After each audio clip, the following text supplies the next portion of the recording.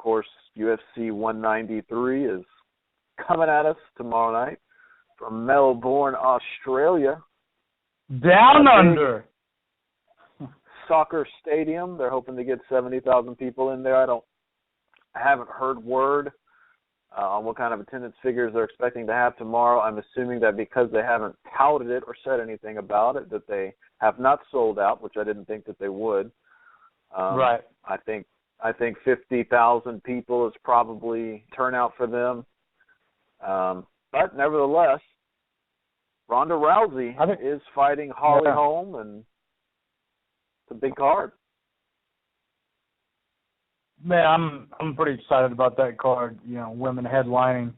You know, a lot of good, strong women fighters too. Ronda Rousey. Rousey looks like she's got let the pressure get to her a little bit. She's looking kind of cranky at the weigh-in today. Maybe she, you know, that I did notice one thing though. She had Dulce in her corner, so you know that guy's kind of bad luck when it comes to cutting weight. From you know what the grapevine is there on that guy. So certainly if you have B.J. Penn and Johnny Hendricks, but yeah, definitely. So I think she kind of lost her mind. She kind of lost her mind a little bit today. I don't know what happened. She started yelling and screaming, and then all of a sudden there was like if you smell what Ronda's cooking. I'm just kidding. That she didn't say that. She didn't say that, but you know. But she should have. It was because if she would have, she should have. It would have made it even more awesome than what it was. As soon as Joe was about to ask her a question, she should have said, "It doesn't matter what you think." So you can tell I'm a big fan of The Rock, can't you? I love that guy. The way that guy worked the crowd was amazing. But yeah, she looked a little over the top. I don't know. I'm wondering if the pressure's starting to get to her. What do you think? No, I don't think so. I think when she got up, she got off the stand. She rushed over there to get into the face of Holly Holm, and Holly Holm was still like trying to put her pants back on or whatever. So that was a little awkward. But then Holly Holm kind of got right back up in her face, and good job by her for not backing down. And she actually put her fist, in the face of Ronda Rousey. She did. And kind of pushed her away, which I think that's kind of what really set Ronda Rousey off. But I will say this: she cut a WWE style promo that was, to me, having been an enormous fan of wrestling since I can remember, that was pre-planned. What she said was not off the top of her head. To me, she was going to say something along those lines, and with the added animosity of what took place when they were face to face, I kind of just added to it. Okay. Yeah, anybody who knows Ronda, she's a huge professional wrestling fan, and she knows how to play the game. Yeah, that and the weight cut and everything. Yeah, it just didn't come out right. It didn't come out right at all. But we'll see what happens. I'm feeling good about this one, man. I think I'm feeling good about this one. I just feel like there's something there. There's something that it seems off about Ronda Rousey this time. And either we're going to have a tough fight or we're going to have an upset. Yeah, I'm still not sold.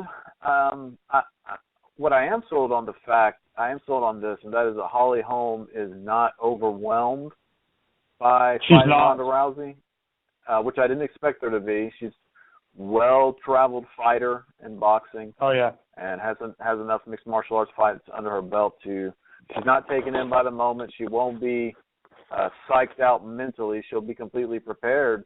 Whether that translates physically into the cage, man, it's just so hard to, at this point, bet against Ronda. And it is. I just don't see it happening. I just don't see it. I mean, you know what it is. But I'm gonna say this, okay? And this might be a far stretch for all my MMA fans out there, but the same thing was once said about Chris Weidman, and we both said it too. And the unbelievable happened. So it's MMA. You know, a friend of mine said today, "Well, you want to bet on it?" And I said, "No, I won't bet on MMA because there's just too many ways to lose. But anything can happen, right? Anything can happen." Yeah, anything absolutely can happen. You know, and when you talk about Anderson Silva and Chris Weidman, I felt like Chris Weidman had what it took to beat Anderson. But again, it was just going back to how can you bet against him? And it's the same thing with Ronda. I think there's a couple of ways that Holly Holm has a chance to win. She has to fight long. She has to circle. She has to use her footwork. She cannot let Ronda close the distance on her. If she can do that and do it consistently, I would venture to say that we would have to see a significant improvement in Ronda's striking for her to consistently outstrike Holly for 5 rounds. On the other hand, Ronda Rousey is so good at closing the distance and getting up in your face before you even realize it. She's done it to virtually everyone that she's fought. I mean, we all know what's going to happen when she gets her hands on her. She's going for a ride. She's going on her back. And that only leads to one thing, armbar. So that's the way I see the fight ending, man. I hope it's a good fight, but, you know, I'm going to go with Ronda probably stopping her, you know, somewhere in the first half of the second round. All right. I'm going with the underdog. Underdog it is. I think this always works against me, but I'm going with the underdog. I'm going with the underdog because I saw Mike Dulce on stage when Ronda Rousey came up to take her pants off to get on the scale. I got to go the other way on this one.